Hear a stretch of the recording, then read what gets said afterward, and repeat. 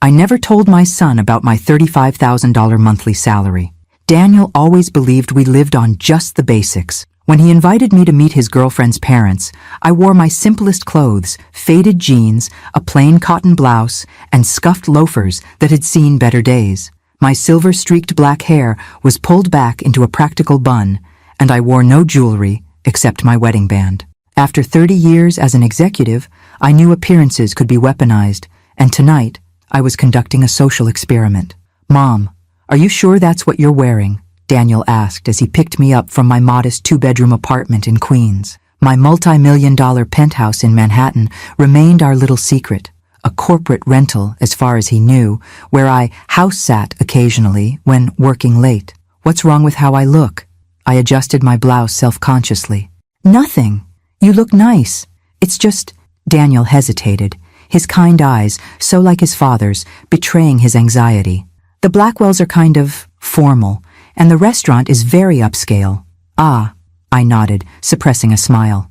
If only he knew that I owned shares in Rossi's, the very upscale restaurant where we were meeting, or that Giovanni, the celebrity chef and owner, had come to me for startup capital 15 years ago when no bank would touch him. "I can change if you'd prefer." "No, no!" Daniel backtracked immediately, ever the considerate son. "You look fine. I'm just nervous. This is important to me. I really love Camilla." I squeezed his hand. "Then I'll love her too." During the taxi ride to Manhattan, Daniel briefed me on the Blackwells, information I already knew, courtesy of a discreet background check I'd run when he first mentioned Camilla's surname. Victor Blackwell, finance executive, old Boston money, Yale graduate. Margaret Blackwell, socialite, board member of several arts organizations, Vassar alumna.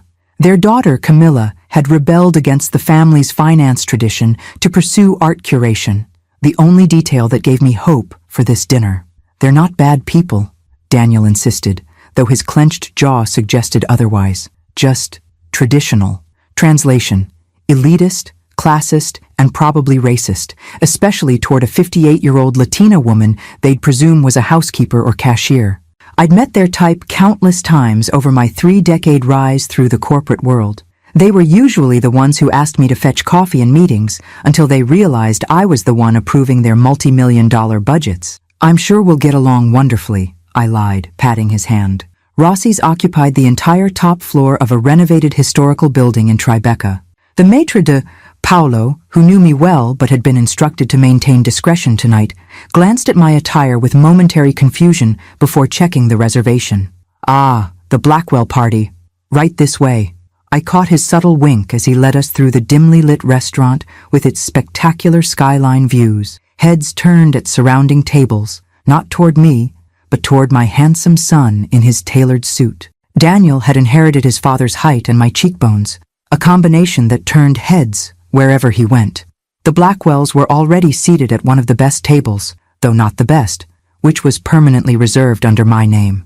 Victor stood stiffly as we approached, his smile not reaching his eyes. Margaret remained seated, surveying me through narrowed eyes, taking in my simple clothes and practical shoes. Camilla, however, rose immediately with a genuine smile that transformed her delicate features. "Mrs. Rivera, I'm so happy to finally meet you."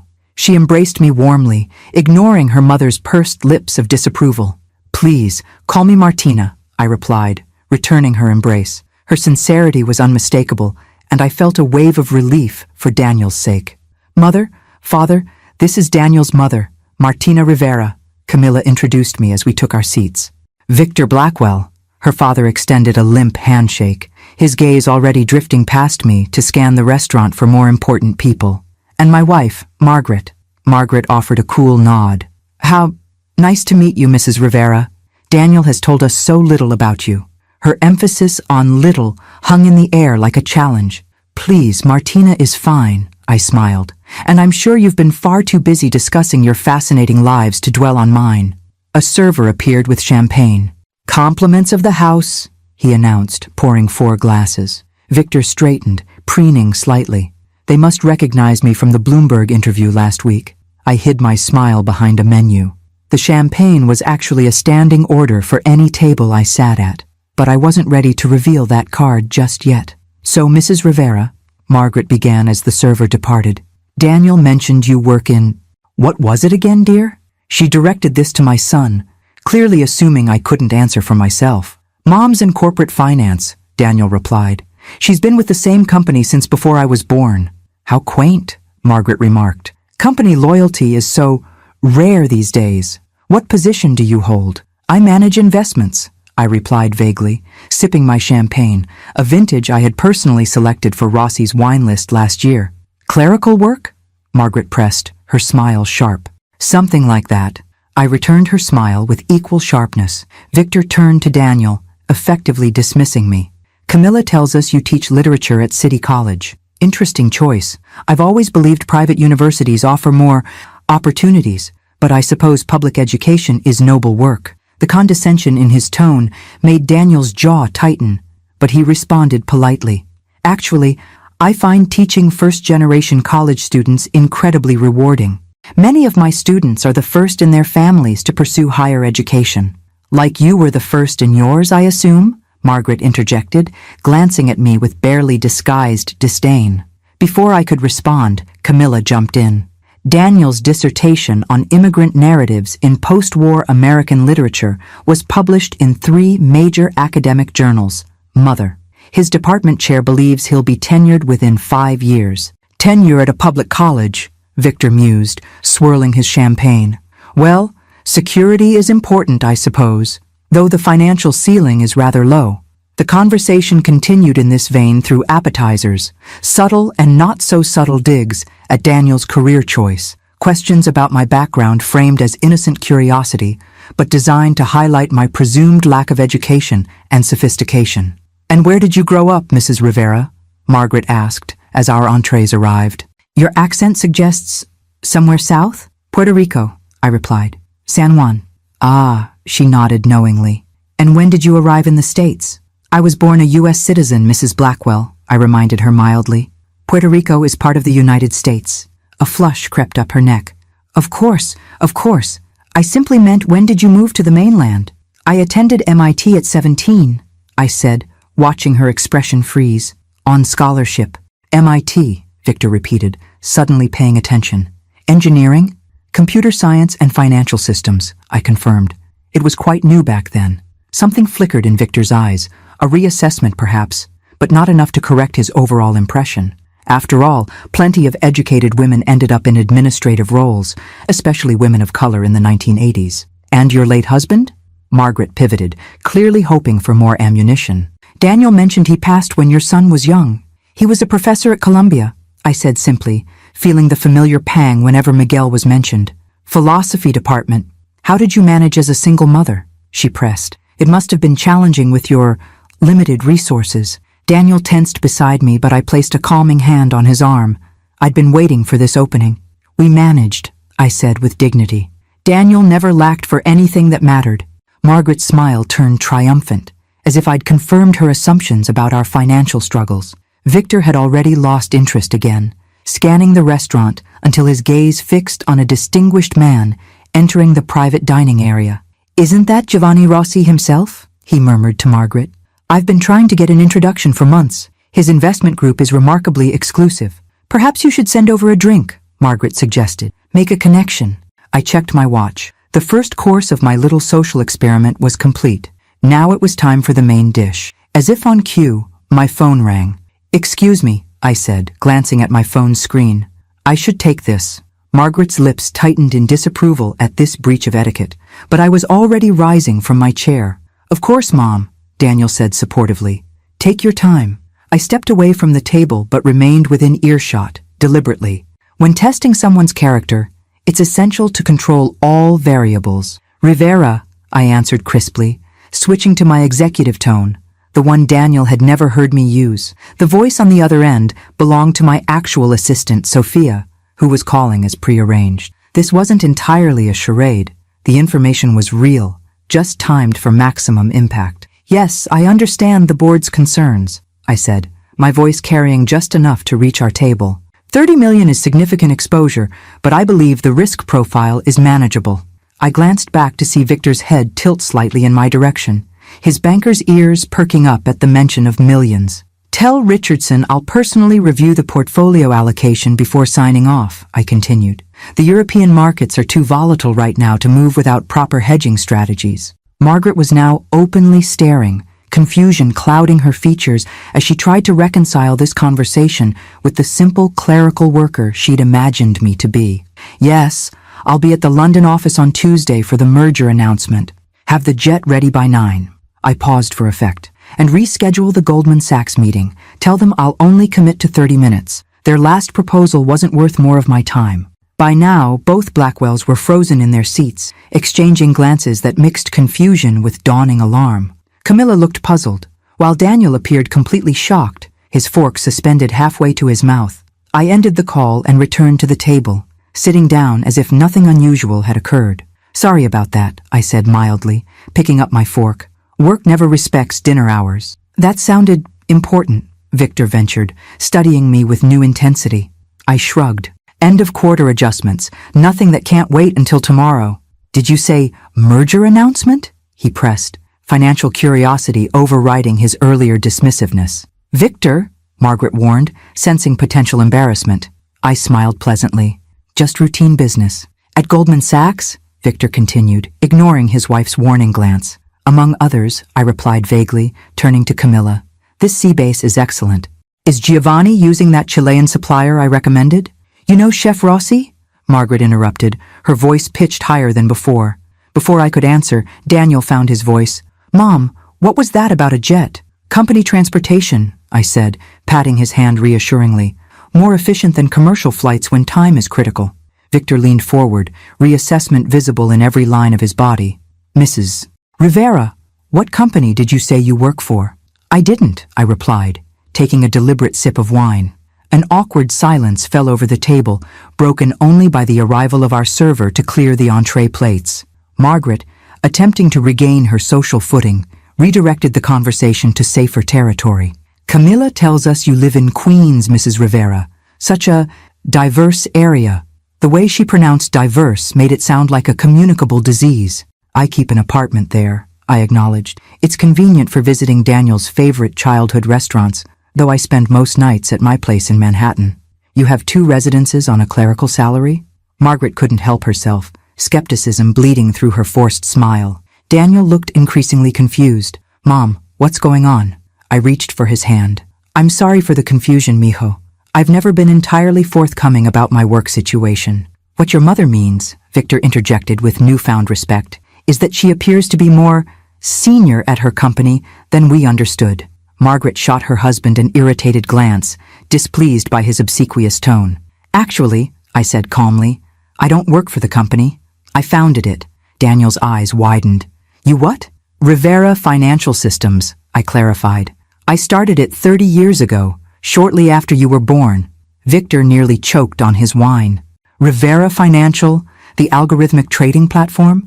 That's a multi-billion-dollar enterprise? $7.3 billion at last valuation, I confirmed, though that's likely to increase after the London announcement. Silence descended again, this time profound. Daniel stared at me as if seeing a stranger. Camilla's expression shifted between surprise and something like vindication.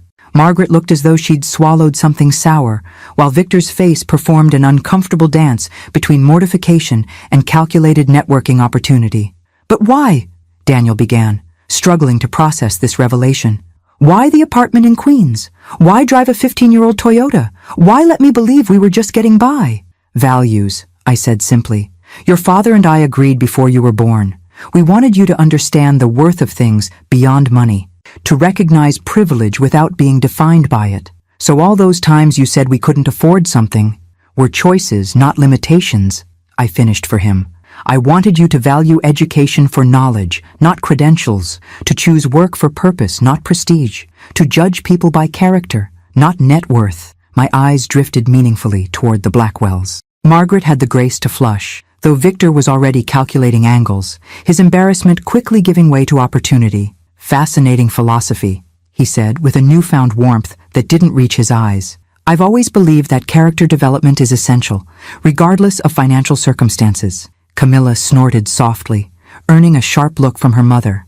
Really, father? She challenged. Is that why you called Daniel's career choice a charming waste of potential last week? Camilla, Margaret hissed. No, mother. I've listened to you both disparage Daniel's background since we started dating. You've made assumptions about his mother that were not only wrong, but deeply disrespectful. I felt a surge of appreciation for this young woman who clearly had more spine than her polished exterior suggested. It's quite all right, I assured her. First impressions can be misleading. That's why I find it useful to observe people when they believe they have the upper hand. It reveals character far more accurately than when they're trying to impress. Victor's smile became strained. A clever social experiment, Mrs. Rivera. Martina, please, I corrected him. After all, we're practically family now. The tension at the table was palpable when a commotion near the entrance drew our attention. The restaurant had fallen strangely quiet as a distinguished man with salt and pepper hair made his way through the dining room. Giovanni Rossi himself was heading directly toward our table, and he was smiling at me. Martina, mia cara amica. Giovanni's voice boomed across the restaurant as he approached our table with arms outstretched. Why didn't you tell me you were coming tonight? I rose to accept his enthusiastic embrace, the customary Italian kisses on both cheeks. I wanted a quiet family dinner, Gio. No fuss. No fuss? For you? Impossibile. He held me at arm's length, his famous face creased with genuine affection. You're wearing jeans to my restaurant. What is this? Some kind of undercover mission? From the corner of my eye, I could see Margaret Blackwell's expression oscillating between shock and calculation. Victor looked like a man who'd just discovered water in the desert. Something like that, I admitted with a small smile. Giovanni, I'd like you to meet my son, Daniel.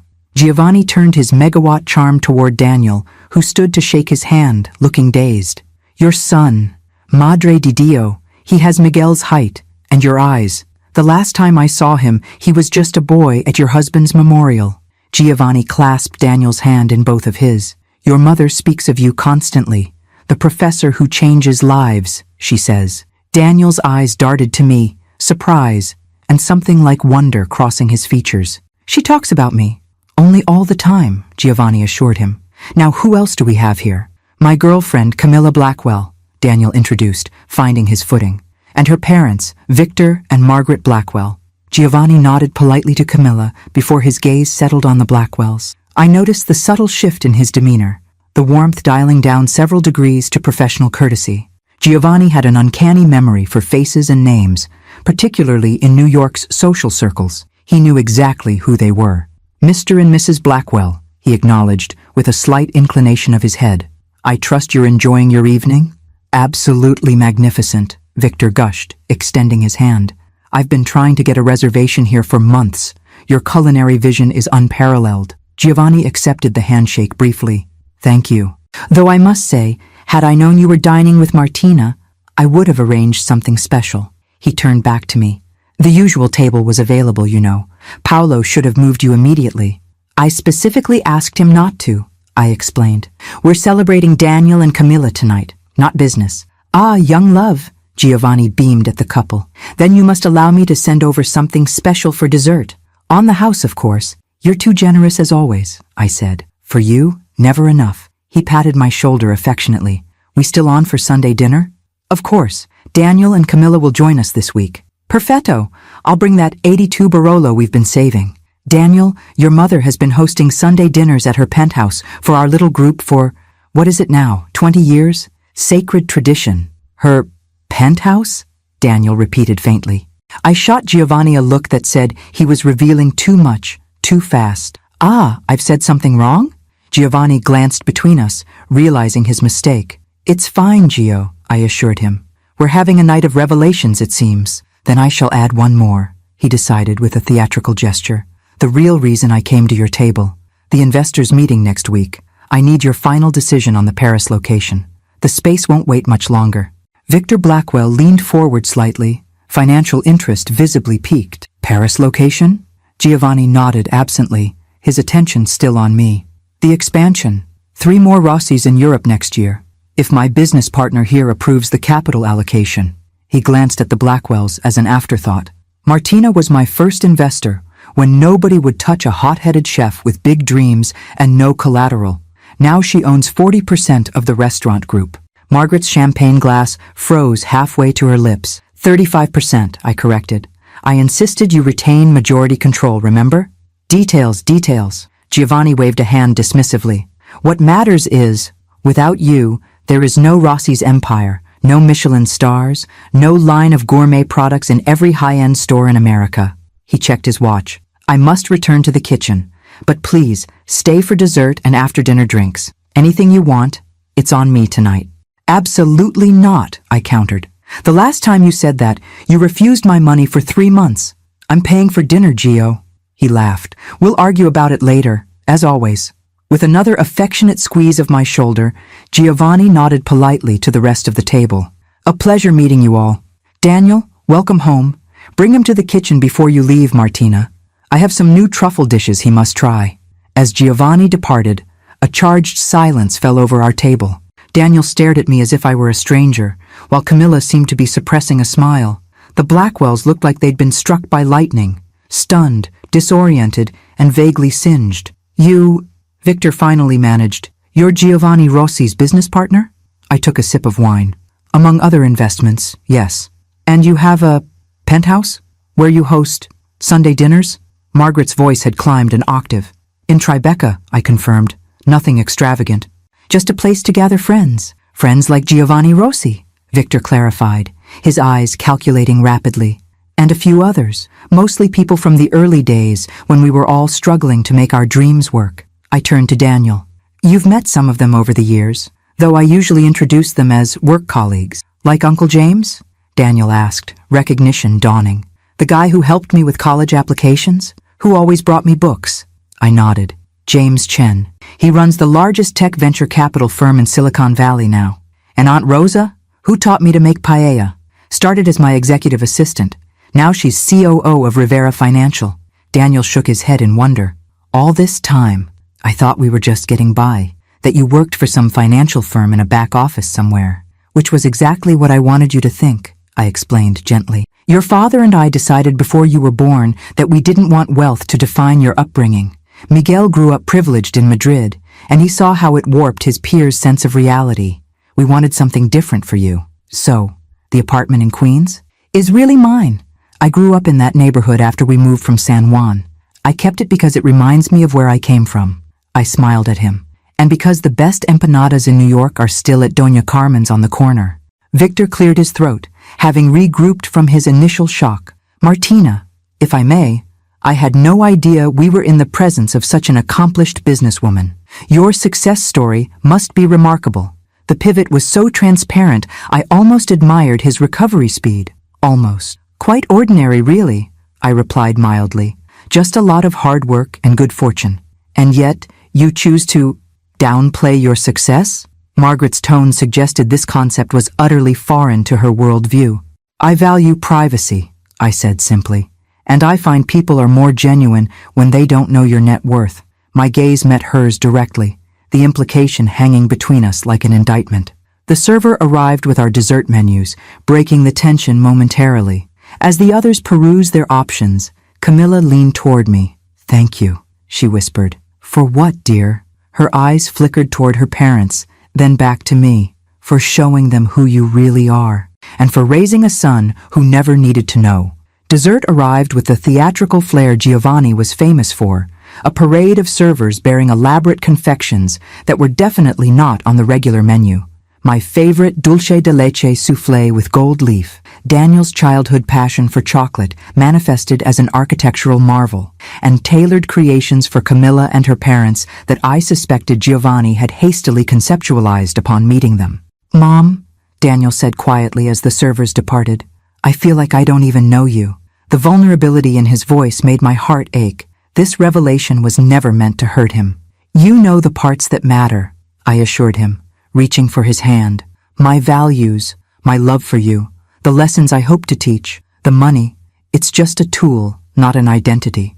But your whole life, this secret career, these influential friends, weren't relevant to raising a kind, hard-working son who values people for who they are, not what they own.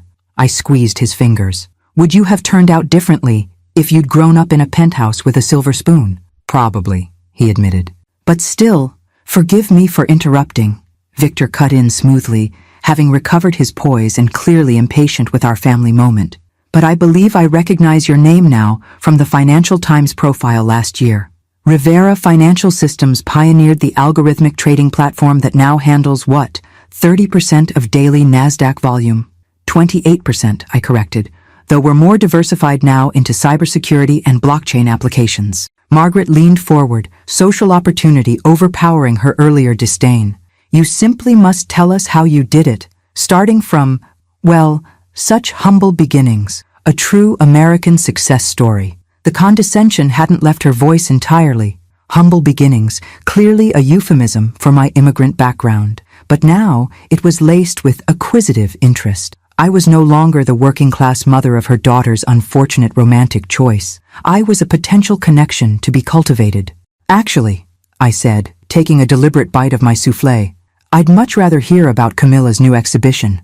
Daniel mentioned she's curating a show on emerging Latin American artists? Camilla brightened. Yes, it opens next month at the Rivera Gallery. She stopped suddenly, eyes widening as she made the connection. Wait, the Rivera Gallery in Chelsea. Is that named for my late husband? I confirmed. Miguel believed in supporting underrepresented artists. I established the gallery in his memory. The Rivera Gallery is yours? Camila looked stunned. That's the most prestigious showcase for Latin American art in New York. You didn't mention your girlfriend was a curator there, I said to Daniel, genuinely surprised. I didn't know, he replied, looking dazed. The Rivera connection I never put it together. Margaret's face had gone through several complex expressions during this exchange, finally settling on something resembling alarm. Camilla, darling, you never mentioned your gallery was connected to Daniel's family. I didn't know either, Mother, Camilla replied, a hint of satisfaction in her voice. Quite a coincidence, isn't it? Victor, ever the strategist, was already adjusting his approach. Martina, I'm on the board of several arts organizations myself. Perhaps we could discuss potential collaborations between our foundations? I wasn't aware you had a foundation, Mr. Blackwell. Well, not formally established yet, but we contribute substantially to the arts. How generous, I murmured, knowing full well from my background research that the Blackwells' charitable giving amounted to the minimum required for the social circles they aspired to join. We're particularly interested in the Metropolitan Museum's new wing, Margaret interjected. The committee is quite selective, but with your connections, the Indigenous Americas wing? I interrupted. Yes, I'm familiar with the project. I believe they've finalized the major donor list already. What I didn't add was that I had quietly funded nearly 30% of the new wing, under the condition that curatorial control remain with Indigenous scholars, a stipulation that had irritated several old money families who wanted naming rights without relinquishing aesthetic control. Margaret's smile tightened. You seem very well informed. Mom's on the Mets board, Daniel said suddenly, or at least someone named M. Rivera is. I saw it on their annual report when I was researching for a paper. He turned to me. That's you, isn't it? I nodded, watching comprehension dawn on his face as years of scattered puzzle pieces suddenly formed a coherent picture. The children's literacy program in Queens? The scholarship fund at my high school? The anonymous donor who saved the community arts center? Each question came faster than the last. We can discuss all of this later, I suggested gently, conscious of the Blackwells' growing discomfort as they realized just how thoroughly they had misjudged the dynamics at play. I think it's wonderful, Camilla declared, reaching across the table to squeeze my hand. All the good you've done while staying out of the spotlight. So different from... She caught herself, glancing guiltily at her parents. From how some approach philanthropy? I finished for her. As a social stepping stone rather than a responsibility? Victor cleared his throat. Different approaches serve different purposes. Indeed they do, I agreed. Impact versus image is always a balancing act. The implied critique hung in the air like smoke. Margaret's champagne glass made a sharp sound as she set it down too forcefully. Well, she said with brittle brightness, this evening has certainly been educational. Victor, didn't you want to speak with Chef Rossi before we leave? About that charity dinner? Yes, of course. Victor seized the excuse, already scanning for Giovanni. Perhaps we should... Oh, I'm sure he's busy in the kitchen, I interjected smoothly. But I'd be happy to arrange a meeting if you're interested in having Rossi's cater an event. He typically only does it for established charitable partners, but as Daniel's future in-laws, The presumption of a serious relationship between our children was deliberate, a small nudge to see how they'd respond now that the power dynamic had shifted. Margaret nearly choked. Future in-laws? They've only been dating 6 months. Mother, Camilla protested, flushing. I only meant, Margaret backtracked, that it's early days yet, though of course we're quite fond of Daniel. How quickly that fondness developed, I observed mildly. Daniel coughed to hide a smile, while Camilla looked torn between embarrassment and admiration. Perhaps we should order coffee, I suggested, signaling a server. And Daniel, you still haven't told me how you two met. I'd love to hear the story from both of you. As Daniel and Camilla launched into their meeting at a climate change symposium, he was presenting on environmental literature. She was organizing the accompanying art exhibition. I watched the Blackwells exchange glances. They were recalculating, reassessing, reconfiguring their approach to this dinner and to me. But it was too late. I had seen who they truly were when they thought I had nothing to offer. No amount of backpedaling could erase those first unguarded reactions. The coffee arrived, and with it, a small envelope personally delivered by Paolo. From Chef Rossi, he explained with a slight bow. I opened it to find a handwritten note. Kitchen tour whenever you're ready. And Martina, the look on their faces when they realized who you are? Priceless, worth every penny of our investment. Gee. I tucked the note away with a small smile. The night was far from over, and I still had a few cards left to play. Giovanni has invited us for a kitchen tour, I announced, folding the note and slipping it into my pocket. It's quite an honor. He rarely allows visitors during service hours. Victor perked up immediately. All of us? That's what the note implies, I replied, though it didn't. Shall we? As we rose from the table, I noticed Margaret discreetly checking her reflection in a compact mirror, patting her immaculate coiffure. Victor straightened his designer tie. The transformation in their demeanor toward me was both predictable and vaguely amusing, like watching weather vanes spin in a changing wind. Paolo led us through the main dining room, past tables of New York elites who nodded respectfully as I passed. A famous film director raised his glass in silent greeting. The city's most powerful magazine editor smiled warmly. A tech billionaire actually stood to kiss my cheek and whisper, "Call me about that foundation proposal, Martina." I felt Daniel's questioning gaze but kept moving. The gradual revelation of my actual place in the world was clearly disorienting for him, but I hoped he understood why I'd kept it from him for so long. Success changes how people see you, and often not for the better. The kitchen was a gleaming cathedral of stainless steel and orchestrated chaos. Line cooks moved with balletic precision, calling orders in the clipped shorthand of high-end restaurants. Heat and aromas enveloped us: saffron, truffle, caramelized sugar, reduced wine. "Martina!" Giovanni called out, arms wide as he approached. "Welcome to my domain!" "Beautiful as always, Gio," I replied, accepting another exuberant embrace. "The team looks exceptional tonight. Only the best for my investors," he winked. "Come, let me show you the new pastry station you approved in the last budget."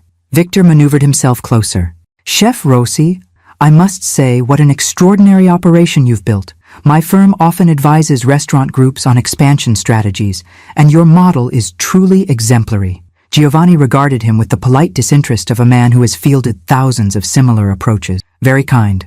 The secret is quality control and passionate people." He turned to Daniel and Camilla, the young lovers. "Come see where the magic happens." As Giovanni led them toward the pastry section, an elegant older woman emerged from a small office near the back. Dressed in impeccable chef whites with 3 stars embroidered on the collar, she made her way directly toward me. "Martina, no one told me you were here tonight." Her Italian accent was more pronounced than Giovanni's, her silver hair pulled back in a severe bun. "Sophia," I embraced her warmly. "Last-minute plans. You remember my son, Daniel?" Sophia beamed at Daniel. "Of course, the professor. How is the book coming along?" Daniel looked confused. "Book? Your collection of environmental literature essays," Sophia prompted.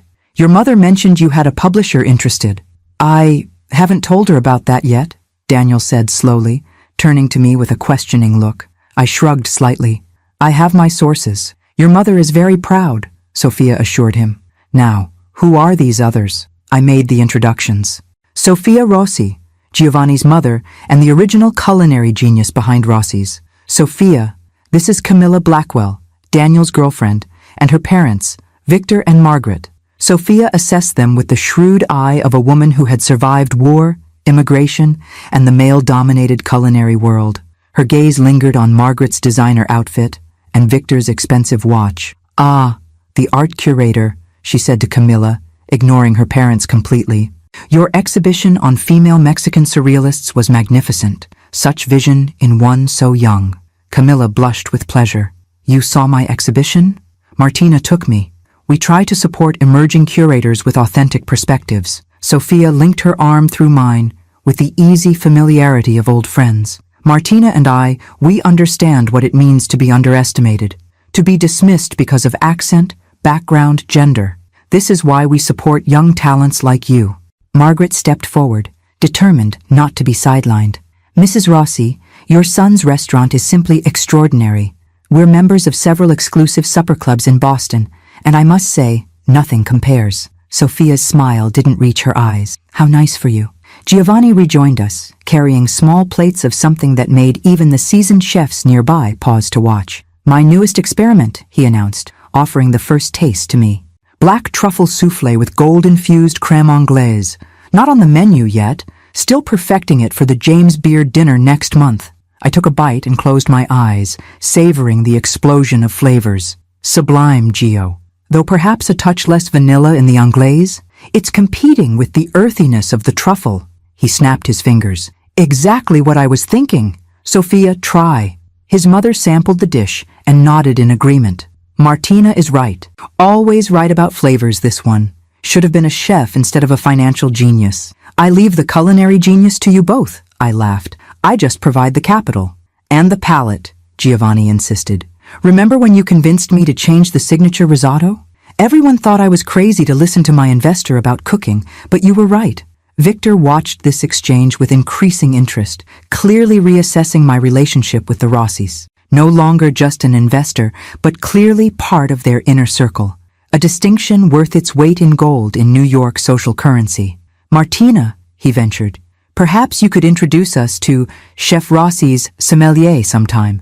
Margaret and I are expanding our wine collection, and professional guidance would be invaluable." Before I could respond, a young sous chef approached Giovanni with urgent questions about a VIP order. He excused himself, and Sophia followed after giving me a knowing look that said she understood exactly what was happening with the Blackwells. Left momentarily with just our family group, Daniel turned to me.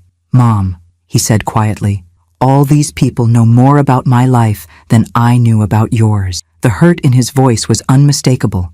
Camilla squeezed his hand supportively. "Only the highlights, mijo," I assured him.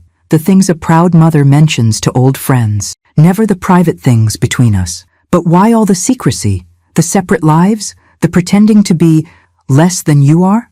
I considered my answer carefully, aware that the Blackwells were listening intently, despite pretending to admire the kitchen's design. "When your father died," I began, "RFS was just taking off. Suddenly I was a single mother with a 3-year-old and a company that demanded everything. I watched other successful people's children become entitled, spoiled, defined by their parents' wealth rather than their own character." I touched his cheek gently. "Miguel and I had always agreed that if we were blessed with success, we wouldn't let it change how we raised our child. After he was gone, that promise became even more important. I wanted you to become a man he would be proud of, one who values work, empathy, and integrity over status or possessions. But the apartment in Queens? The budget discussions? Making me work summer jobs when you could have given you everything?" I finished. "And what lesson would that have taught? That you deserved more than your classmates simply because of who your mother was?" Camilla spoke up unexpectedly. "She's right, Daniel. Look at me. At how hard I've had to fight against my parents' expectations to do meaningful work instead of just managing family money or marrying strategically." Margaret made a small, offended sound, but didn't contradict her daughter. "Your mother gave you something far more valuable than wealth," Camilla continued. "She gave you the chance to become yourself without the burden of privilege." Daniel was quiet for a moment, processing.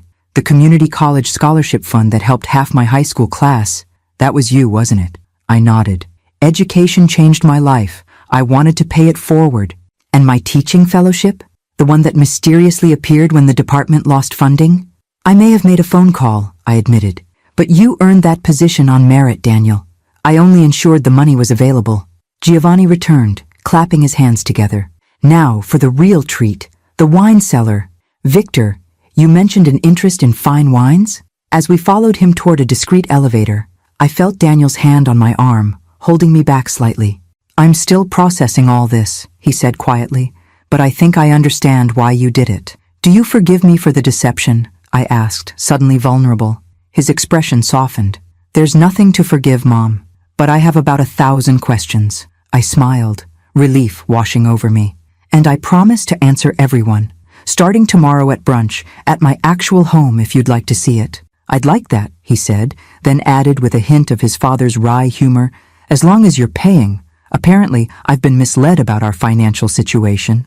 For the first time that evening, I laughed without reservation, the sound echoing through Giovanni's gleaming kitchen like a release. The elevator descended silently, carrying our group beneath the bustling restaurant to Rossi's legendary wine cellar, a climate-controlled sanctuary that housed over 10,000 bottles and was rarely shown to ordinary patrons. As the doors opened, the Blackwells audibly gasped. Illuminated by subtle lighting, the cellar stretched before us like a cathedral dedicated to viniculture. Floor-to-ceiling racks of bottles from every premium wine region in the world, organized by country, region, vineyard, and vintage. The centerpiece was a long, polished table made from reclaimed Italian oak wine barrels, surrounded by 12 leather chairs. My pride and joy, Giovanni announced, leading us inside. Martina helped design it during our first expansion. The concept was all Giovanni's, I demurred. I merely suggested the private tasting room would benefit from proper acoustics for music. Wine and melody share so many characteristics. Victor moved immediately to examine the nearest rack, eyes widening at a row of Chateau Latour. 1982. And? Is that a 1961? Excellent eye, Giovanni approved. The 61 is exceptional, though I prefer the 59 for its subtler finish. Margaret drifted toward the champagne section, fingers hovering near bottles that probably cost more than most people's monthly rent. Do you offer private tastings for select clients? The emphasis on select made her meaning clear. She was angling for exclusive access. Only for investors and personal friends, Giovanni replied, watching her reaction closely. Martina holds the record for identifying wine regions in blind tastings, 27 consecutive correct identifications, down to the specific vineyard for 15 of them. You never mentioned you were an enophile, Margaret said to me, unable to mask her surprise. There's quite a bit I haven't mentioned, I responded mildly. Daniel was examining a separate section where several bottles stood encased in individual glass displays. What are these? He asked. Giovanni's face brightened. Ah! The museum pieces, historically significant vintages we preserve rather than consume. That 1945 Romanée Conti was rescued from a Nazi collection after the war. The 1856 Madeira survived the San Francisco earthquake. And this, he pointed to a dusty bottle with a handwritten label, was pressed by my great-grandfather in Tuscany before the family emigrated. Fascinating. Camilla breathed, clearly appreciating the historical significance beyond mere monetary value. Giovanni guided us to the tasting table, where a server had quietly appeared with 5 crystal glasses and a bottle already breathing in a decanter. A special selection for tonight, Giovanni explained, nodding to the server to pour. From my private collection, not even on the restaurant's list. The deep burgundy liquid sparkled in the subdued lighting as it filled each glass. Victor leaned forward eagerly, while Margaret positioned herself more prominently, as if a photographer might materialize to capture her in this exclusive setting. A 1996 Vega Sicilia Unico, Giovanni announced. Spanish, not Italian, a nod to Miguel's homeland. I felt a rush of emotion at this thoughtful tribute to my late husband. Giovanni raised his glass. To Miguel Rivera, philosopher, humanitarian, and the man who had the good sense to marry Martina. We still miss him at our Sunday dinners. To Miguel, I echoed softly, touching my glass to his. Everyone sipped, but I noticed Daniel's eyes glistening as he lowered his glass. He had been only 3 when his father died, too young to form lasting memories of his own. Every mention of Miguel was precious to him, a puzzle piece in understanding his own identity. This is extraordinary, Victor declared, examining the wine with newfound respect. The complexity, the balance. Miguel discovered this vineyard before it became internationally acclaimed, I explained. We visited during our honeymoon. He was always finding beauty in overlooked places. Like Queens? Daniel suggested with a small smile. Exactly like Queens, I confirmed, returning his smile. Your father believed authenticity existed more readily in places without pretension. Margaret shifted uncomfortably, clearly sensing the implied criticism. Speaking of overlooked treasures, Giovanni interjected smoothly. Martina, have you told them about your foundation's new initiative? I shot him a look. He knew perfectly well I hadn't. Which one? I asked cautiously. The First Generation College Network, Giovanni prompted. Daniel should be particularly interested given his teaching focus. Daniel turned to me. What's this? I sighed, recognizing Giovanni's not-so-subtle attempt to further illustrate the gap between my public modesty and private philanthropy. It's a new program providing comprehensive support for first-generation college students, I explained. Beyond just scholarships, housing subsidies, technology, professional clothing for interviews, healthcare coverage, and mentoring networks. We're piloting it at 5 universities next fall. That's incredible, Daniel said. We've been trying to get funding for something similar in my department for years. The administration keeps saying there's no budget. Which universities are in the pilot? Camilla asked. CUNY, Cal State, Howard, UT Austin, and Northeastern, I replied, watching Victor and Margaret exchange glances at the mention of the prestigious Boston University, where the Blackwell name adorned a minor building. Northeastern is on our donor list as well, Victor commented, attempting to establish common ground. Perhaps we could discuss coordinating our giving for greater impact. Giovanni suppressed a smile, knowing as well as I did that the Blackwell's giving was nominal compared to my foundation's endowment. The program is actually fully funded for the first 5 years, I explained. But we're always open to partners who share our philosophy about educational equity. Educational equity. Yes, absolutely, Victor agreed hastily, though his uncertain tone suggested this was not a concept central to his philanthropy. Margaret, perhaps sensing they were out of their depth, attempted to redirect. Giovanni, this wine cellar would be perfect for a private fundraiser. Do you ever host charity events here? Occasionally, Giovanni acknowledged, for causes close to our hearts. Our Arts Foundation is planning a gala next spring, she continued, undeterred. Perhaps, Mother, Camilla interrupted, her patience visibly fraying. Can we not turn every conversation into a networking opportunity? We're here as Daniel's family, not to secure social advantages. An uncomfortable silence fell over the table. Victor looked mildly embarrassed, while Margaret appeared genuinely shocked at her daughter's rebuke. I merely thought, Margaret began stiffly, given our shared interests in philanthropy. Is it philanthropy when the primary goal is having your picture in the society pages? Camilla challenged, years of frustration evident in her tone. When you measure the success of a charity event by who attended, rather than what it accomplished. Camilla, Victor warned. No, Father, I've watched this my entire life. The calculating, the positioning, the using of people for their connections. She turned to me. I apologize, Mrs. Rivera. This is why I was so drawn to Daniel when we met. His genuine passion for his work, his students, his complete lack of pretense, qualities I now see he learned from you. The raw honesty of her words hung in the air. Daniel reached for her hand, pride evident in his expression. No apology needed, I assured her. Authenticity is always uncomfortable for those unaccustomed to it. Giovanni, sensing the tension, rose smoothly. Perhaps we should return upstairs for some digestives. I have a 20-year age grappa that pairs wonderfully with philosophical reckonings. This broke the tension slightly, earning a small laugh from Daniel and Camilla. As we moved toward the elevator, Margaret drew back, linking her arm through Victor's with the practiced move of a couple accustomed to presenting a united front. In the confined space of the elevator, I studied their reflected expressions in the polished door, calculation, reassessment, and the dawning realization that this evening had fundamentally altered the power dynamic they had expected to control. When the doors opened to the main restaurant level, Giovanni's maitre d' was waiting with a message. Mrs. Rivera, your call with Tokyo is confirmed for 11 p.m. Shall I arrange for the car to take you home to your office setup? Another piece of my compartmentalized life exposed. Daniel looked at me questioningly. International markets, I explained. Some things can't wait for morning.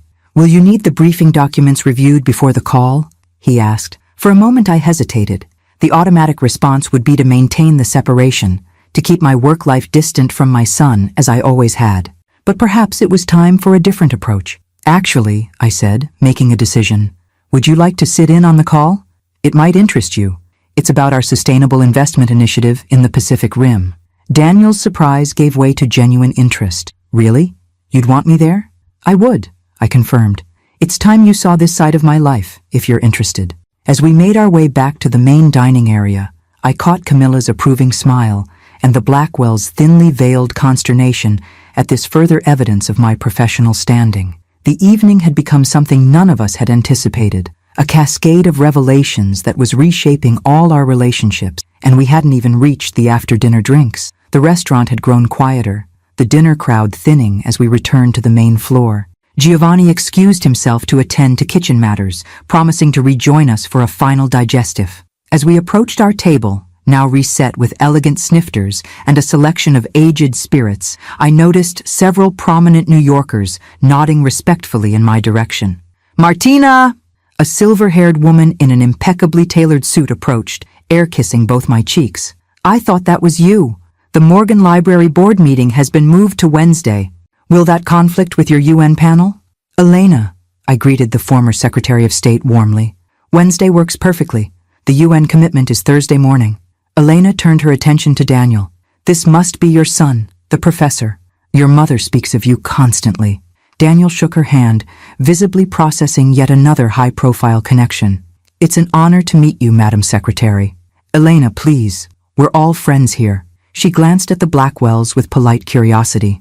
Daniel's girlfriend, Camilla Blackwell, and her parents, Victor and Margaret, I introduced. From Boston.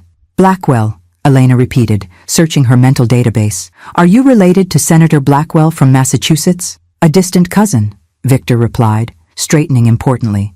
Though we see each other at family functions. How nice, Elena said dismissively, clearly placing them in the category of people attempting to claim proximity to power. She turned back to me. Don't forget about James's retirement dinner next month. The president confirmed he'll attend. I've cleared my schedule, I assured her. I'm giving the keynote. With another air kiss, Elena departed, leaving a wake of charged silence. The Blackwells appeared simultaneously impressed and discomfited by this casual reference to the president. You're giving a keynote at an event the president is attending? Daniel asked as we took our seats. James Chen is retiring from public service, I explained. We've been friends since MIT. He's been invaluable on technology policy. Margaret leaned forward. You know the president personally? We've crossed paths at various functions, I replied vaguely, unwilling to detail my actual role advising on financial technology regulations. Washington is a small world in certain circles. A server appeared with a tray of grappa selections, temporarily diverting attention. As the conversation shifted to safer topics, I watched Daniel process the continuing revelations about my life. His expression had moved from shock to curiosity, and now to something resembling appreciation. So, he said during a lull, all those times you told me we couldn't afford something were technically true, I finished for him. I could afford it, but we, meaning you and I as a family unit, had a budget I was committed to maintaining. Like when I wanted that expensive gaming system for my 13th birthday, and you said we needed to save for college instead. You ended up with the gaming system for Christmas anyway, I reminded him, after you volunteered at the community center for 3 months. You said a relative helped pay for it, Daniel recalled. The relative was my investment portfolio, I admitted, but the principle was what mattered. You earned something you wanted through service to others, not because your mother could easily write a check. Victor cleared his throat. A creative approach to parenting. His tone suggested he found it unnecessarily complicated rather than principled. It worked for us, I replied simply. Clearly, Camilla interjected, squeezing Daniel's hand. Daniel is the most grounded, compassionate person I've ever met. Now I understand where that comes from. Margaret's smile tightened at this implicit criticism of their own parenting philosophy. Different approaches for different families, I suppose. Indeed, I agreed. Results speak for themselves. My phone vibrated with a text message. Glancing at it discreetly, I saw it was from Giovanni. Emergency in kitchen. Need to stay back. But Sophia says to remind you about Sunday dinner. Bring Daniel and Camilla. I relayed this message, adding, Giovanni extends his apologies but needs to address something in the kitchen. He hopes you enjoyed the tour. It was fascinating, Victor replied, clearly disappointed to lose access to the celebrity chef. Perhaps another time we could discuss that charity event Margaret mentioned. Before I could respond, my phone rang, the specialized tone I'd assigned to urgent business matters. Excuse me, I said, checking the screen. I need to take this. Stepping slightly away from the table but remaining within earshot, again, deliberately, I answered. Rivera. It was my actual CFO this time, calling with legitimate questions about the Tokyo negotiations. As I spoke, I was acutely aware of the Blackwells listening intently, their earlier dismissiveness now replaced by calculated interest. Yes, offer the 30% stake, but maintain operational control, I instructed. The regulatory concerns in the Asian markets require our direct oversight. No, we won't compromise on the ethical investing clauses. If they push back, remind them our ESG compliance framework is what attracted them in the first place. I concluded the call and returned to the table. Apologies. Business never respects dinner hours. Sounds like significant negotiations, Victor observed, unable to contain his curiosity. Expansion into Asian markets, I confirmed. Nothing that can't be finalized tomorrow. Your company handles international investments of that scale in-house? He pressed. Not through larger institutions? We are the larger institution, I corrected gently. Rivera Financial Systems manages over $180 billion in assets globally. Victor nearly choked on his grappa. The figure clearly exceeded what he had estimated based on public information. Mother, Daniel interjected. Remember you mentioned a Tokyo call at 11? It's nearly 10:30. You're right, I acknowledged, checking my watch. We should probably wrap up soon. I'll accompany you, Daniel offered, if the invitation to observe still stands. Of course, I assured him. Camilla is welcome as well, if she's interested in sustainable investment practices. I'd love to, Camilla replied enthusiastically, before glancing at her parents. If that's all right with you both? I know we had plans for brunch tomorrow. Margaret's expression tightened. Actually, we were hoping to discuss some family matters in private. The implication was clear. They needed to reassess their strategy regarding Daniel, now that his connection to me had revealed unexpected advantages. Another time, perhaps, I suggested smoothly, signaling for the check. The server appeared immediately. Mrs. Rivera, your meal has been taken care of by Chef Rossi. Absolutely not, I protested. We go through this every time, and I always tell Giovanni. He was quite insistent, the server continued apologetically. He said, and I quote, "Tell her this one is for Miguel. He would have enjoyed the theater of tonight." The mention of my late husband softened my objection. Very well. Please tell Giovanni I'll settle this on Sunday. As we prepared to leave, the dynamics had shifted palpably. The Blackwells, who had arrived expecting to evaluate a simple working-class mother, were now recalculating their approach to both me and Daniel. The condescension had evaporated, replaced by an eager deference that I found more distasteful than their original disdain. This has been such a revealing evening, Margaret commented as we gathered our belongings. We must have you over to our home in Boston soon. Our circle would be fascinated by your remarkable journey. As an exotic specimen to study? I asked pleasantly. Or as a potential donor to your social causes? Margaret flushed. I didn't mean... It's quite all right, I assured her. I've been underestimated most of my career. It's proved advantageous in ways you might not expect. Victor attempted damage control. Martina, regardless of how this evening began, I hope we can move forward on better footing. Daniel is clearly important to Camilla, which makes you important to our family. The naked calculation in his tone was almost impressive in its transparency. How interesting that my importance emerged only after you learned about my financial status, I observed, maintaining my pleasant smile. One might almost think there's a correlation. Daniel suppressed a smile, while Camilla looked simultaneously mortified and vindicated. Mother, father, she said firmly, I think it's time we called it a night. Mrs. Rivera, Martina, thank you for a truly unforgettable evening. The pleasure was mine, I replied sincerely. And please, call me Martina. After all, I added with a meaningful glance at her parents, I have a feeling we'll be seeing much more of each other. The implication that their daughter's relationship with my son might be serious, regardless of their approval, was not lost on the Blackwells. As we exited the restaurant together, I watched them process this subtle shift in power with a mixture of amusement and caution. The real test of their character would come in the days ahead. People could perform graciousness when it served their interests, but sustained respect, especially toward those they had initially dismissed, revealed far more about their true nature. Meanwhile, Daniel walked beside me, occasionally shaking his head in lingering disbelief. "Ready for Tokyo?" I asked him lightly. "Ready for the truth," he replied. "The whole truth this time, Mom." And for the first time in decades, I felt ready to give it to him. The sleek black Mercedes sedan waited at the curb, my regular driver Carlos holding the door open with practiced discretion. This was another fragment of my actual life, the car service I used for late meetings and airport transfers, but had never allowed to pick me up from our family apartment in Queens. "Good evening, Mrs. Rivera," Carlos greeted me. "To the penthouse?" "Yes, please," I confirmed. "And we'll have additional passengers tonight." The Blackwells stared at the luxury vehicle, another piece of the puzzle falling into place. Victor's gaze lingered on the discreet MB logo embossed on the headrests. Not a standard car service, but a private executive arrangement. "Perhaps we should share a ride," Margaret suggested eagerly. "Our hotel is in Midtown." "I'm afraid we're headed in the opposite direction," I replied smoothly.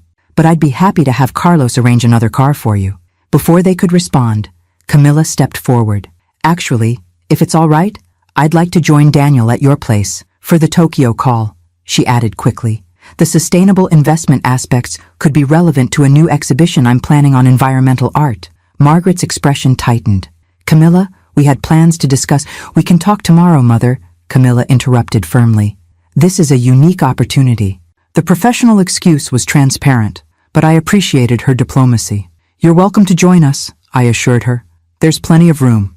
As Daniel and Camilla slid into the spacious back seat, I exchanged brief goodbyes with the Blackwells, promising to arrange that second car. Once the door closed behind us, the quiet luxury of the vehicle enveloped us. Butter-soft leather, privacy partition, ambient lighting, and the subtle scent of sandalwood. Daniel ran his hand over the leather seat. "So this is how you actually get around." "Only for work," I clarified. "My Toyota is perfectly adequate for daily life." "The 15-year-old Corolla with the dent in the bumper?" He shook his head in wonder. "All this time, I thought we were being economical because we had to be." "We were being economical," I insisted, "just by choice rather than necessity." Carlos pulled smoothly into traffic as I pressed a button to raise the privacy partition. Once we were alone, Daniel turned to me with 1,000 questions in his eyes. "Why?" he asked simply. "Why what? Specifically?" I countered. "Why the separate lives? Why keep my success from you? Why maintain the apartment in Queens when I could afford much more?" "All of it," Daniel said. "The whole deception." "Not deception," I corrected gently. "Compartmentalization, with purpose." Camilla reached for Daniel's hand. "I think it was beautiful," she offered. "Protecting him from the burdens of privilege. That's part of it," I acknowledged. "But it wasn't just about protecting Daniel. It was about honoring Miguel's wishes too." The mention of his father softened Daniel's expression. "Dad wanted this? The separate lives? When I became pregnant with you, Rivera Financial was just taking off," I explained, watching the city lights flash by outside the window. "Miguel and I had long discussions about what it would mean to raise a child amid growing wealth and success. He had seen what happened to the children of his wealthy colleagues in academia. The entitlement, the distorted sense of reality, the pressure to maintain appearances. Dad was from money himself, wasn't he?" Daniel asked. "You've mentioned his family in Madrid had some kind of estate." "Old Spanish money," I confirmed. "Not enormous wealth, but significant privilege. Miguel rejected much of it to pursue philosophy and teaching. He believed excessive comfort dulled the moral imagination." Daniel considered this. "So keeping me in the dark about your success was some kind of moral education?" "Not in the dark," I corrected. "Just not in the spotlight. We wanted you to develop your own identity, separate from wealth or status, to find purpose in work itself rather than in its rewards. By letting me believe we were just getting by?" There was still a hint of hurt in his voice. "By letting you believe that comfort required effort," I clarified. "That resources were finite and choices had consequences. That you weren't entitled to more than others simply by accident of birth." The car turned onto a tree-lined street in Tribeca. slowing as it approached a discreet luxury building with an understated awning and uniformed doorman. "And it worked," Camilla interjected, squeezing Daniel's hand. "Look at you, teaching at a public university, mentoring first-generation college students, turning down corporate jobs to do work with actual meaning. Do you think you'd have made the same choices if you'd grown up with private jets and household staff?" Daniel's expression suggested he was genuinely considering this for the first time. "Maybe not," he admitted. "But still, the lies about our finances, the separate apartments, the whole double life. After Miguel died," I said softly, "maintaining those boundaries became even more important to me. I was suddenly a single mother running a rapidly expanding company. I watched the children of other executives become symbols of their parents' success. Designer clothes, private schools where teachers dared not discipline them, summer programs chosen for networking potential rather than genuine interest. I reached for Daniel's free hand. I wanted something different for you. A childhood where you were valued for who you were becoming, not for what I had achieved. Where you learned the worth of money by earning it, not by having it handed to you." The car stopped in front of my building. Through the window I saw Thomas, the night doorman, moving to open our door. "Is this really where you live?" Daniel asked, staring up at the elegant pre-war building. "For the past 15 years, I confirmed, though I kept the Queen's apartment too, for Sunday visits to Doña Carmen's empanada shop, if nothing else." As we exited the car, Thomas greeted me warmly. "Good evening, Mrs. Rivera. Shall I let Mr. Patel know you'll be ready for the Tokyo call in your office?" "Yes, thank you, Thomas. And please add Mr. Rivera and Ms. Blackwell to my permanent visitor list." "Of course, ma'am." The lobby was a study in understated luxury. Marble floors, Art Deco fixtures, fresh flowers arranged in a massive central urn. The concierge nodded respectfully from behind his desk as we crossed to the private elevator that served only the penthouse and one other apartment. "This is surreal," Daniel murmured as the elevator ascended smoothly. "Finding out your mother is essentially Bruce Wayne." That startled a laugh from me. "Hardly, though I do have a fondness for expensive technology."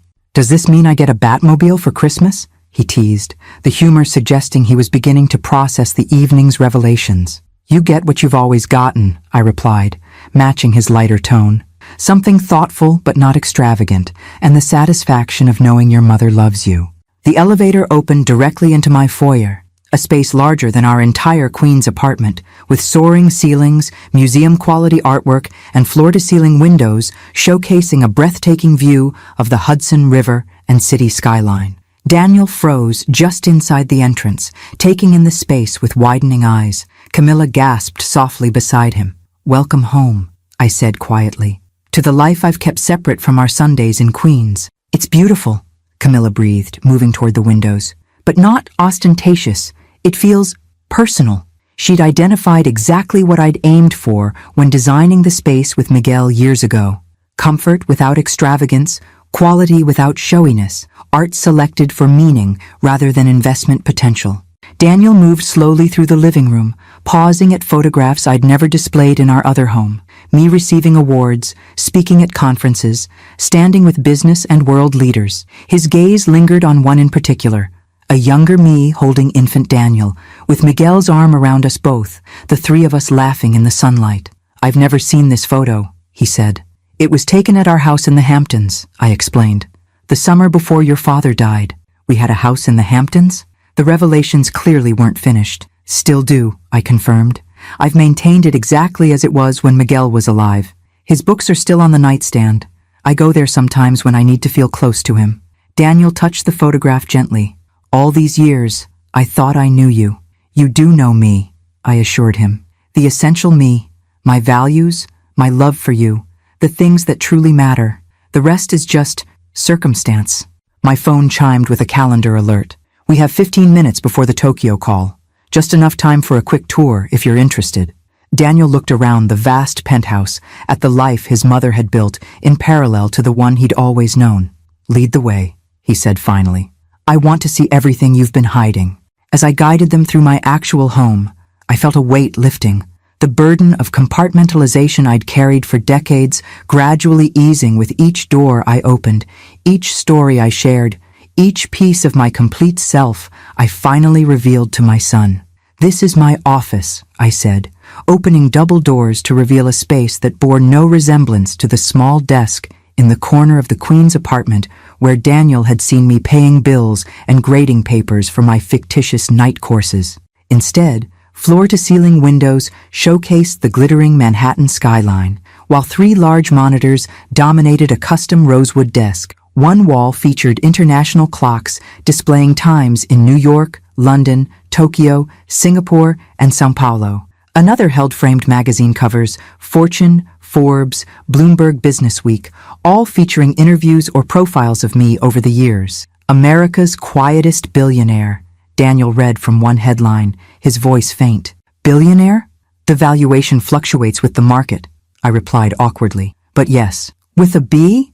He seemed stuck on this detail. Financial technology is a lucrative field, I said simply, especially if you enter it early and make the right acquisitions. Camilla was examining the photographs arranged on a credenza, images of me with world leaders, tech visionaries, and humanitarian organizations I supported. Is that you with Malala Yousafzai? She asked, pointing to a picture of me with the Nobel Peace Prize winner. We serve on an education initiative together, I confirmed. Brilliant young woman. Daniel moved from the magazine covers to a wall of awards and honorary degrees, recognition I had never displayed in our shared spaces. Presidential Medal of Technology and Innovation, he read, staring at the framed certificate and medal.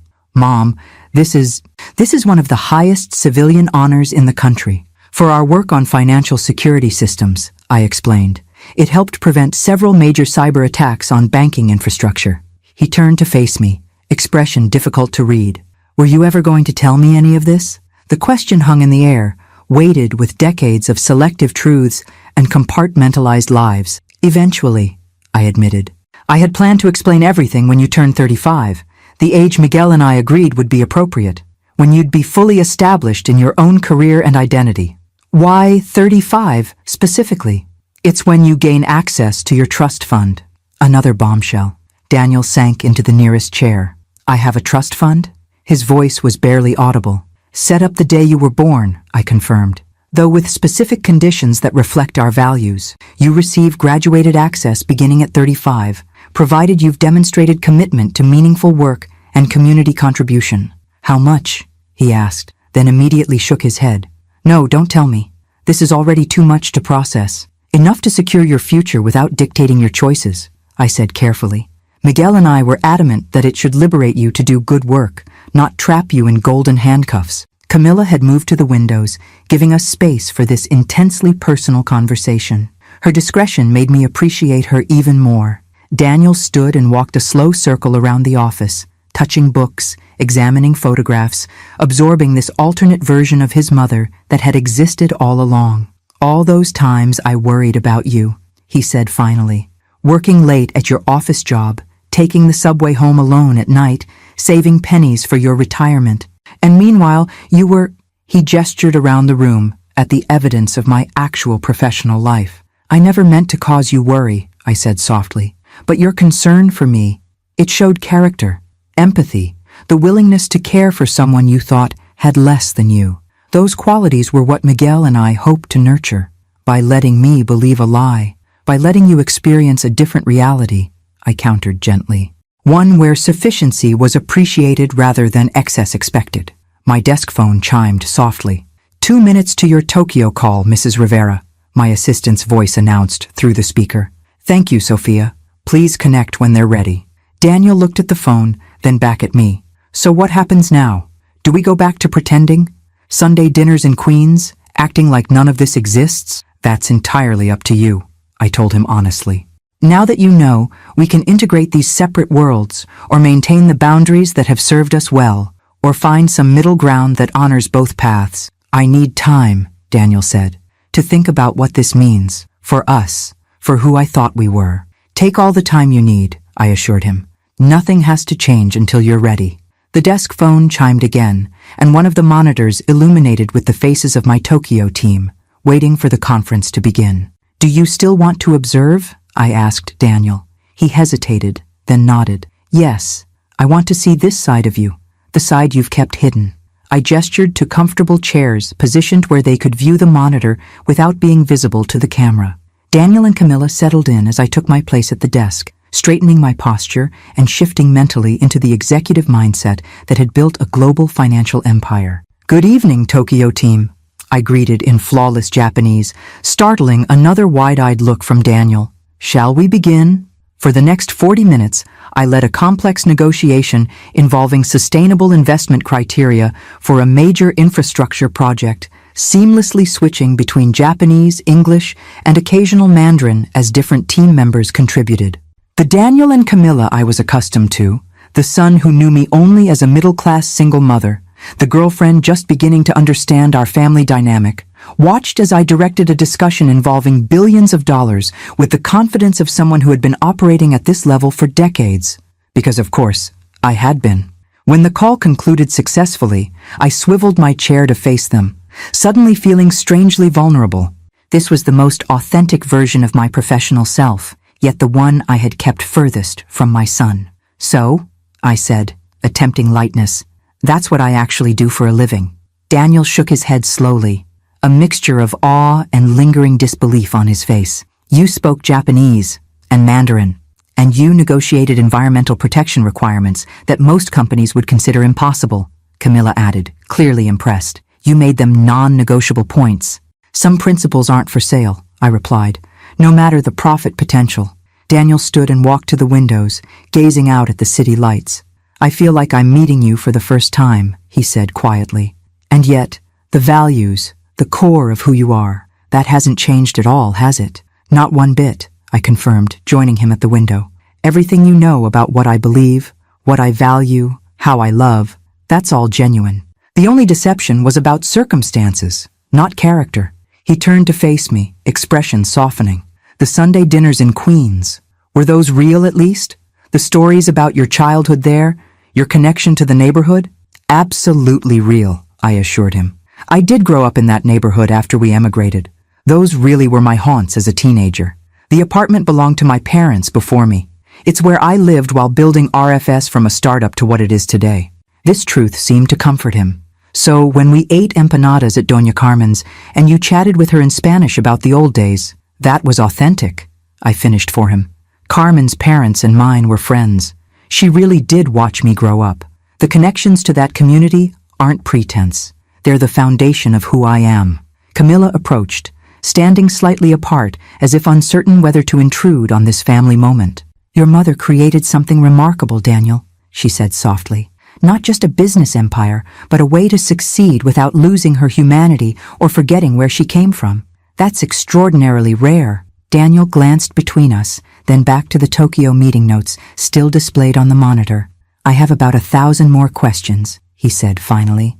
"And I'll answer every one, I promised, starting with breakfast tomorrow, if you'd like to stay here tonight. There are 3 guest rooms, all prepared." He hesitated, then nodded. "I'd like that. To wake up in your actual home. To see this part of your life in daylight." "Me too," Camilla added. "If that's all right." "More than all right," I assured them both. As I showed them to their rooms, I felt a strange mixture of relief and apprehension. The carefully constructed boundaries of 30 years had dissolved in a single evening. What would rise in their place remained to be seen. But for the first time since Miguel's death, I felt the possibility of true integration, of being wholly myself with the person who mattered most in my life. 3 weeks later, I stood in my penthouse kitchen, carefully stirring a pot of sofrito, the aromatic base of garlic, onions, peppers, and herbs that formed the foundation of my mother's recipes. The familiar ritual centered me as I prepared for this evening's momentous gathering. Tonight would be the first time my traditional Sunday dinner circle would include Daniel as a fully informed participant rather than an occasional guest introduced under limited pretenses. More significantly, he had asked to bring Camilla, and surprisingly, her parents. Since the revelation dinner at Rossi's, much had changed. Daniel had spent days processing his new understanding of our family's actual circumstances, alternating between long conversations with me and periods of reflective silence. We'd toured the Hamptons house, where his father and I had envisioned raising him before Miguel's untimely death. We'd visited my foundation offices, where he'd been startled to discover programs he'd admired professionally had been quietly funded by his own mother. Through it all, Camilla had been his steadfast support, her own privileged background, giving her unique insight into why I'd made the choices I had. Your mother gave you the greatest gift possible, she'd told him during one particularly difficult conversation. The chance to become yourself without wealth defining your choices. The Blackwells, meanwhile, had undergone a remarkable transformation in their approach to me. Gone was the condescension, replaced by eager overtures of friendship and respect. Victor had called 3 times with investment opportunities he thought might interest me. Margaret had invited me to join the board of their family's minor arts foundation. I had deflected both politely but firmly. The doorbell rang, interrupting my thoughts. Thomas's voice came through the intercom. "Ms. Rivera, Chef Rossi and Mrs. Rossi have arrived. Send them up, please," I replied, glancing at the clock. Giovanni was characteristically early, probably eager to contribute to the kitchen preparations. The elevator doors opened moments later, revealing Giovanni and Sofia bearing gifts, a bottle of rare Barolo and a basket of Italian pastries. "Martina!" Giovanni embraced me warmly. "The prodigal son returns with his novia and her parents. Yes? What drama. I brought extra wine in case we need to survive boring Boston conversation." Sofia swatted her son's arm disapprovingly. "Behave yourself, Giovanni. Martina needs support, not mischief." She turned to me with a knowing smile, though I have prepared some special questions about art history to test this Blackwell girl's knowledge. We must ensure she deserves our Daniel. I laughed, grateful for their protective instincts. "Camilla is wonderful, I promise. It's her parents who'll need your scrutiny. The ones who looked down their noses until they knew your bank balance," Sofia scoffed. "I remember their type from the early days of our restaurant, checking the prices before checking the menu, judging everyone by their clothes and accents. People can change," I said diplomatically. "People can pretend," Sofia corrected. "We will see which one it is tonight." As Giovanni unpacked his wine contribution, the elevator chimed again. This time it was James Chen, my old MIT classmate and current venture capital magnate, accompanied by his wife, May, a renowned concert pianist. "The famous dinner that finally includes the truth," James announced, hugging me. "Only took 30 years. Better late than never," May added, presenting me with a small wrapped gift. A little something to mark the occasion. Within 20 minutes, the rest of my inner circle had arrived. Rosa, my first employee and now COO. David, a Nobel-winning economist who had advised me through several market downturns. Elena, the former Secretary of State who had made an appearance at Rossi's that fateful night. And Thomas, my long-serving driver who had become family over the decades. These were the people who knew the real me, not just my success, but the struggles and sacrifices behind it. They had supported me through Miguel's death, celebrated RFS's triumphs, and understood why I'd raised Daniel the way I had. Some had even played assigned roles in his life as Mom's colleagues or family friends, never revealing their actual prominence or their true relationship to me.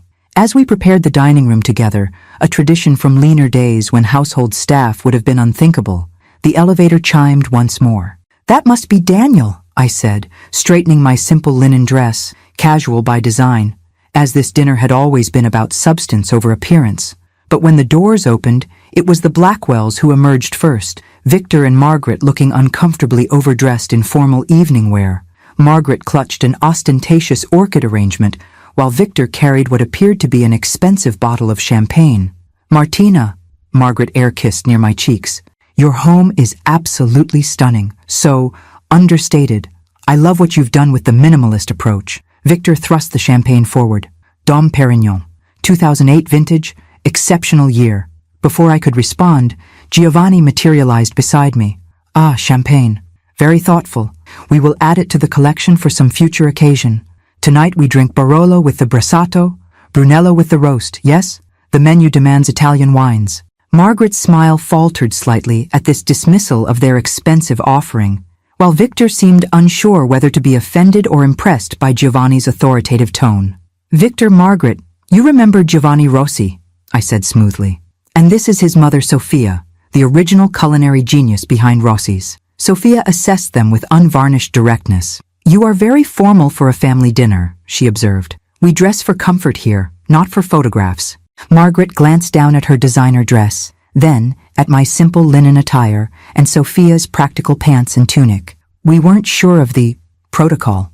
"The protocol is authenticity," James Chen interjected, joining our group.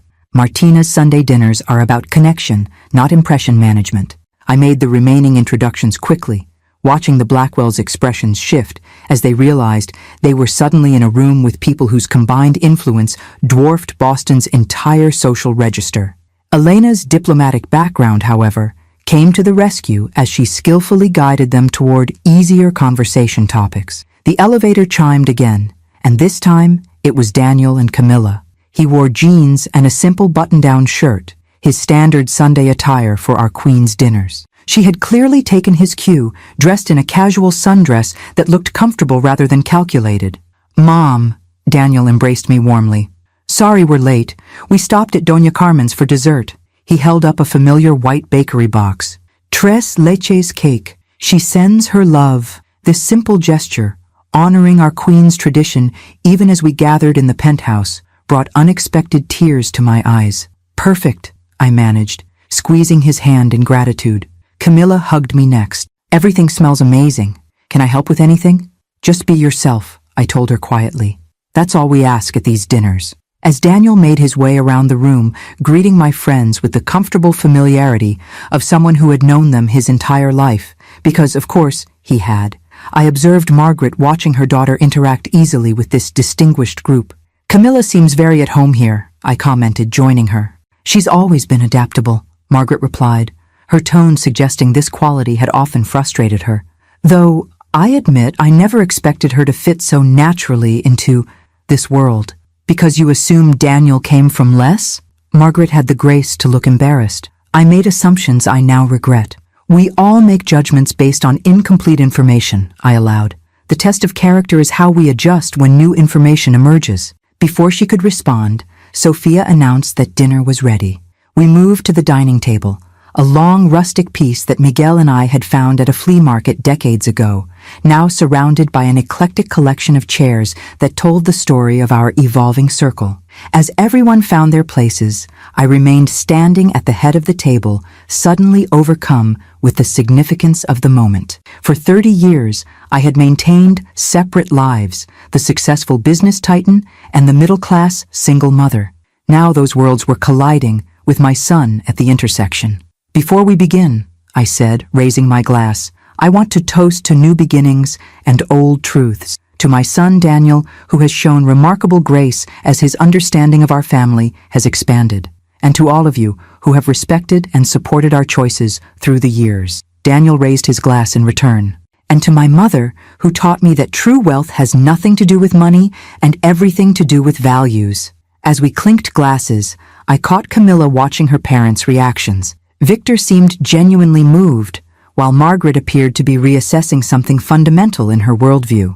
The conversation flowed easily as we passed platters family style, another tradition that clearly surprised the Blackwells, who were accustomed to formal service at gatherings of this caliber. Topics ranged from global economics to local politics, from art exhibitions to scientific breakthroughs, with everyone contributing regardless of professional background. I noticed Daniel explaining something to Victor with animated gestures, while Camilla and Elena were deep in conversation about cultural preservation. Even Margaret seemed to be genuinely engaged with Sophia's stories about early immigrant experiences in New York. Halfway through the meal, Giovanni stood dramatically. "I propose another toast, to truth revealed and pretenses abandoned. May we all have the courage to be genuine, even when it's inconvenient." His pointed glance toward the Blackwells wasn't subtle, but they raised their glasses nonetheless. "To authenticity," Victor echoed, meeting my eyes directly for perhaps the first time, "and to lessons in humility, which some of us needed more than others." It wasn't a full acknowledgement of their initial condescension, but it was a beginning, a recognition that something in their perspective had shifted. As the evening progressed into dessert and coffee, I found Daniel beside me on the terrace, both of us momentarily escaping the lively group inside. "So," he said, watching the city lights below, "this is what Sunday dinners have really been all along. Not just you and me eating mofongo in Queens, but this extended family you created. Different settings, same values," I replied. "The people gathered here tonight have been my support system since before you were born. They understood why I raised you the way I did, away from all this. I understand it now, too," he said quietly. "And I'm grateful, Mom. not just for the material security you provided without my knowledge, but for the freedom to become myself without the burden of expectations that wealth often brings. He glanced back through the windows at Camilla, laughing with James and May. I think that's why Camilla and I connected so deeply. She's been fighting against those golden handcuffs her whole life. She's remarkable, I agreed. And her parents are learning, Daniel finished for me. Slowly, but learning nonetheless. As we rejoined the group for coffee, I watched the easy interaction of these formerly separate worlds, my professional circle, my son, his girlfriend, and even the once judgmental Blackwells, all finding common ground in authentic conversation. The compartmentalization of 30 years had dissolved, replaced by something more integrated, more honest, and ultimately more liberating for us all. Miguel would have approved. Thank you very much for listening. Please leave a comment with a rating from 0 to 10, subscribe to the channel, and share this story with a friend.